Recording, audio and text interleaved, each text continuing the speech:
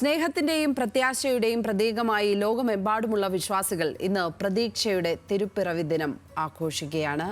ലോകത്തിന്റെ നാനാഭാഗത്തുള്ള വിശ്വാസികൾ പ്രാർത്ഥനകളിലും ആഘോഷങ്ങളിലും മുഴുകി. തെറ്റുകൾ തിരുത്തി മെച്ചപ്പെട്ട ലോകത്തെ സൃഷ്ടിക്കാൻ തിരുപ്പിറവി ദിനത്തിൽ മാർപ്പാപ്പയുടെ ആഹ്വാനം.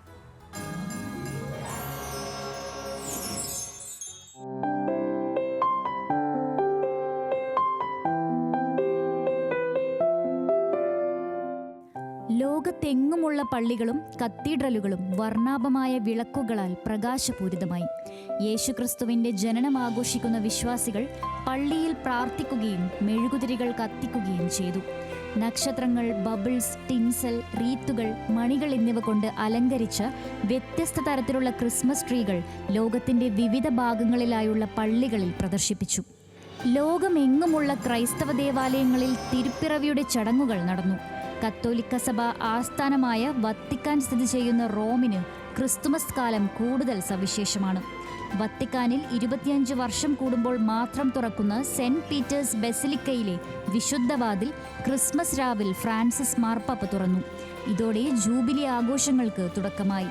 1300-ൽ ബോണിഫസ് 7-ാമൻ മാർപ്പാപ്പയാണ് ജൂബിലി ആഘോഷത്തിന് തുടക്കമിട്ടത്. സെന്റ് പീറ്റേഴ്സ് സ്ക്വയറിലെ ക്രിസ്മസ് ട്രീ ദീപ്തമായി. എന്നാൽ ഈ ക്രിസ്മസ് കാലവും വിശുദ്ധ വർഷാരംഭവും പരിസ്ഥിതി സൗഹാർദ്ദപരമാണ്. കാർബൺ ബഹിർഗമനം പരമാവധി നിയന്ത്രിച്ചുകൊണ്ടാണ് ആഘോഷങ്ങൾ നടന്നത്. എന്നാൽ പതിവ് തോരണങ്ങൾക്കും ദീപാലങ്കാരങ്ങൾക്കും ഒരു കുറവും വരുത്തിയിട്ടില്ല. ലണ്ടനിലും പാരീസിലും ബെർലിനിലുമൊക്കെ വർണ്ണശോഭ ഒട്ടും ചോരാതെ ക്രിസ്മസ് ആഘോഷങ്ങൾ നടന്നു. ലണ്ടൻ നഗരം പ്രകാശഭരിതമായി.